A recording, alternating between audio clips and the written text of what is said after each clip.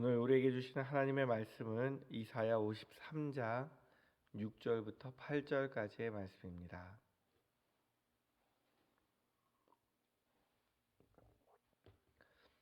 이사야 53장 6절부터 8절까지의 말씀, 우리 세 절인데 같이 읽겠습니다.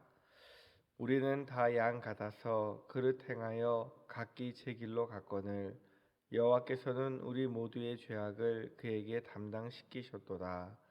그가 곤욕을 당하여 괴로울 때에도 그의 입을 열지 아니하였으며 마치 도수장으로 끌려가는 어린 양과 털 깎는 자 앞에서 잠잠한 양 같이 그의 입을 열지 아니하였도다. 그는 곤욕과 신문을 당하고 끌려갔으나 그 세대 중에 누가 생각하기를 그가 살아있는 자들의 땅에서 끊어짐은 마땅히 형벌을 받을 내 백성의 허물 때문이라 하였으리요. 아멘. 어제는 예수님이 십자가에 달리셨던 성금요일이고요. 오늘은 예수님이 무덤에 계신 날입니다. 그래서 무슨 설교를 할까 보다가 마틴 루터가 성금요일 설교를 한 게 되게 내용이 좋아서 그 내용을 가지고 제가 받았던 은혜를 여러분들과 함께 나누기 원합니다. 우리는 어제 예수님 십자가에 달리셨던 일곱 가지 말씀에 대해서 예수님의 고난을 묵상했는데요. 우리가 예수님의 고난을 잘못 이해하는 경우가 많이 있습니다. 그래서 어떤 사람들은요, 예수님의 고난에 대해서 생각하는 것만으로도 유익하다라고 이야기를 합니다.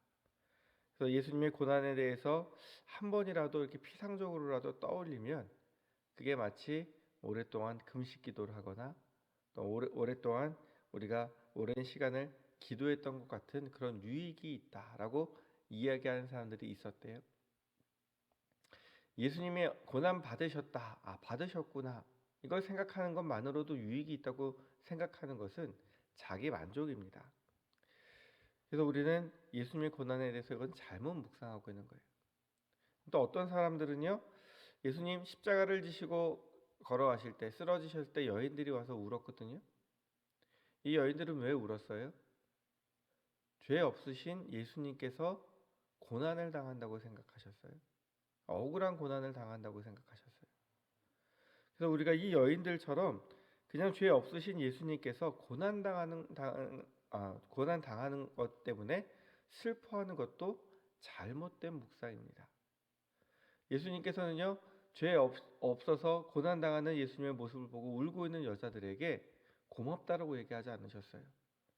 뭐라고 얘기하셨냐면 차라리 너희와 너희 자녀들을 위해 울라라고 말씀하셨어요. 나를 위해서 슬퍼하지 말고 너희를 위해서 슬퍼하라고 이야기하셨던 거예요. 이것도 우리가 잘못 이해하고 있는 고난의 의미입니다. 예수님이 왜 고난 당하셨는지 모르고 죄 없으신 예수님이 왜 고난 당했냐고 슬퍼하는 사람들은요, 예수님의 참된 고난의 의미를 알지 못하고 있는 것입니다. 그럼 어떻게 우리가 예수님의 고난에 대해 바르게 이해할까요? 예수님의 고난에 대해서 바르게 묵상하려면 먼저 예수님의 모습에서 우리가 심장이 멈출 것 같은 공포를 느끼는 것이 맞습니다. 그게 무엇이냐면 예수님이 고난당하는 모습 속에서요, 죄인에 대해서 너무나 가혹하게 심판하시고 진노하시는 하나님을 볼 수 있어야 되는 거예요. 그 진노가 누구를 향한 진노였어요? 실은 예수님이 당하신 고난은 나를 향한 진노였어요. 그리고 내 죄를 향한 진노였어요. 하나님의 진노가 얼마나 큰지, 하나님이 자기 사랑하는 아들, 하나밖에 없는 아들을 그 고통 속에 내어주지 않으면 절대로 그 진노에서 벗어날 수 없기 때문에, 하나님이 그 죄를 너무나 미워하시기 때문에 예수님을 그 죽는 자리, 그것도 쉽게 죽는 자리가 아니라 온갖 고난을 당하고 죽는 자리에 내어주셨다는 거예요. 우리는 예수님이 아니면 그 진노를 해결할 방법이 없어요. 내가 그 진노를 고스란히 다 감당해야 되는 거예요. 오늘 말씀 8절 말씀에 보면 이렇게 이야기해요. 그는 마땅히 형벌받을 누구를 위해서요? 내 백성의 허물로 인해서 고난을 당하였다. 예수님께서 고난 당하신 것은요, 죄 없으신 분이 대제사장과 악한 정치자들에 의해서 억울하게 고난당하신 것이 아니고 바로 나 때문에, 나를 사랑하기 때문에 그 고난을 당하신 거예요. 근데 그 고난은요, 하나님이 아들을 내어주시고, 또 우리 같으면 아들이면 좀 봐줄 만도 한데 가장 극악한 상황에, 가장 심각한 상황에 내어주지 않을 수 없을 정도로 하나님은 우리의 죄를 미워하고 계시다는 거예요. 하나님이 죄를 얼마나 미워하시는지, 죄값이 얼마나 끔찍한 것인지 우리가 바르게 알 수 있을 때 우리가 고통을 당할 수밖에 없고 죽을 수밖에 없었구나 하는 것을 깨닫게 됩니다.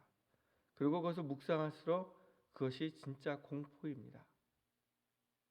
그런데요, 그 공포가 바로 내가 예수님을 죽인 사람이구나라고 깨닫는 거예요. 실은 내 죄를 깨닫지 못하는 사람은요, 예수님 십자가에 돌아가셨어? 참 안타깝네. 참 힘드셨겠네. 이 정도예요. 근데 그 일을 내가 직접 당해야 되는 것이라고 생각한다면 정말로 예수님의 십자가가 마음이 아프고 안타까운 십자가가 되는 거예요. 사도행전 2장 36, 37절에 보면 베드로가 유대인들을 향해서 너희가 이 예수를 십자가에 못 박았다, 이렇게 이야기할 때요, 3천 명이나 되는 사람들의 반응이 무엇이냐 하면 그들이 예수님이 죄 없는 것을 알았어요. 예수님에 대해서 이야기할 때 무엇이라고 얘기하냐면 형제들아, 그러면 우리가 어찌할꼬? 내가 예수를 십자가에 못 박았는데 그렇다면 이제 내가 어떻게 해야 구원을 받겠느냐? 내가 십자가에 달려야 되겠느냐? 내가 내 죄값을 지어야 되겠느냐? 그들이 정말 슬퍼하면서 탄식을 합니다. 베드로의 설교를 들으면서 예수님의 손을 꿰뚫은 못이 바로 내 잘못된 행위 때문이었고, 예수님 머리에서 그 찌르고 있던 가시관의 가시가 나의 악한 생각 때문이었음을 깨닫게 되는 것입니다. 주님의 등을 때리면서 살점을 떼어놨던 그 채찍이 있어야 될 곳은요, 내 등이었고요. 주님의 머리에 쓰여져 있던 그 가시관이 찌르고 있어야 되는 것은 내 머리였고요. 주님의 손과 발에 못이 박혀서 숨쉬기조차 힘들게 만들었던 그 못이 박혀 있어야 될 곳은 내 손과 발이었습니다. 주님이 당하신 그 엄청난 고통은요, 내가 당했어야 하는 고통입니다. 주님은 여인들에게 나를 위하여 울지 말고 너희 자녀를 위해서 울라라고 말씀하셨을 때 그 참뜻은 무엇이냐 하면 나의 순교를 보고서 너희가 어떤 운명에 처했는지를 깨달으라는 말씀입니다. 이것은 누가 당했어야 될 고통이에요? 너와 너희 자녀들이 당했어야 할 고통이에요. 그만큼 너희가 죄짓고 사는 것이 무서운 현실이라는 거예요. 그런데 그것을 누가 대신 당하고 계시냐면 예수님께서 대신 당하고 계시는 거예요. 이거는 말로 이야기한다고 깨달아지는 것이 아니라 우리가 하나님의 말씀을 깊이 묵상할 때 성령이 깨닫게 하셔야 이 고통이 나의 고통이라고 느낄 수 있습니다. 우리가 마음이 강팍해지고 생각이 깊어지지 않으면요, 예수님의 고난을 공포로 생각하지 않아요. 그러면 죄 짓는 것이 아무렇지도 않아요. 또한 이 세상에서 예수님의 고난이 나 때문에 당한 것이라고 생각이 들지 않아요. 나는 죄가 없다고 생각하기 때문에.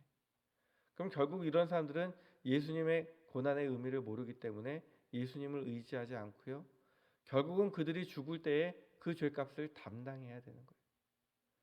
지옥에 가서 그 고통을, 그보다 더한 고통을 영원히 누리게 되는 거예요. 그래서 안 믿는 사람들이 죽을 때 얼마나 괴로워합니까? 그들은 고통 중에 거하게 될 것이기 때문에 두려워합니다. 그래서 우리는 예수님의 고난을 바르게 알게 해주시길 하나님께 기도해야 돼요. 하나님, 우리가 예수님의 고난을 깊이 묵상하는 것이 내 생각만으로는 불가능합니다. 하나님께서 내 마음을 움직여 주시고 깨닫게 하여 주셔야 제가 진짜로 예수님의 십자가의 의미를 깨달을 수 있습니다. 이것은 내 사색하는 능력이 아니라 하나님의 은총으로 깨달아지는 줄 믿습니다. 그래서 이 고난에 대한 묵상이요, 우리에게요, 궁극적으로는 위로와 기쁨을 줍니다. 하나님의 은총으로 그리스도의 고난의 의미를 우리가 깨닫게 되면요, 우리는 거듭나서 영적으로 새롭게 되게 됩니다. 그리고 그리스도의 고난이 내가 받을 형벌을 다 이미 값을 치르셨기 때문에 우리가 새 생명 가운데서 태어나게 됩니다. 그래서요, 우리는 내가 스스로 죄를 회개하기 위해서 이리저리 쫓아다닐 필요도 없다는 것을 알고요. 돈으로 면죄부를 살려고 하지도 않고요. 또한 한 걸음 더 나아가 어떤 공로를 쌓아서 내 죄를 없애보려고 노력하지 않습니다. 왜냐하면 예수님께서 이미 십자가에서 다 이루시고 우리에게 선물로 주셨기 때문입니다. 내가 할 수 없는 것을 누가 하셨어요? 주님이 하시고, 이제는 우리에게 그것을 열심히 신앙생활에서 돈 주고 갚으라라고 얘기하는 것이 아니라 주님께서 그것을 이제 받아 누리라라고 말씀을 하시는 거예요. 그래서 오늘 이사야 53장 6절에 여호와께서 우리 무리의 죄악을 그에게 담당시키셨도다.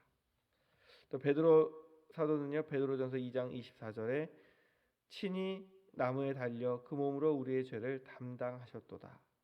고린도후서 5장 21절에는 하나님의 죄를 알지도 못하신 자 예수님을 통해서 우리를 대신하여 죄를 삼으신 것은 우리로 하여금 저희 안에서 하나님의 의가 되게 하려 하심이니라. 우리의 모든 죄의 짐을 누가 담당하셨어요? 예수님이 담당하셨다고 선포하고 있습니다. 그러니까 우리는 더 이상 죄의 짐을 지지 않아도 되는 거예요. 예수님의 그 끔찍한 고난이 누구를 위한 고난이었어요? 나를 위한 고난이었기 때문에 감사가 있고요. 이제는 내가 그 고난을 당하지 않아도 되기 때문에 기쁨이 있습니다. 그리고 한 걸음 더 나아가서요, 예수님은 부활을 통해서 이 모든 것들을 승리하시고요, 우리에게 영원한 생명을 주셨음을 깨닫게 됩니다. 그리스도의 고난 가운데서 우리 죄를 십자가에 하나님께서 못 박으셨고, 부활에 의해서 그의 죄에 대해서 승리하게 하셨고, 우리를 죄에서 자유롭게 하신 줄 믿으시기 바랍니다. 예수님 무덤에 계신 오늘 우리가 주님을 위해 고난에 대해서, 또 우리를 위한 주님의 부활에 대해서 바르게 묵상하는 하루가 되기 원합니다. 그리고 우리를 향한 놀라운 주님의 사랑에 감사하기 원합니다.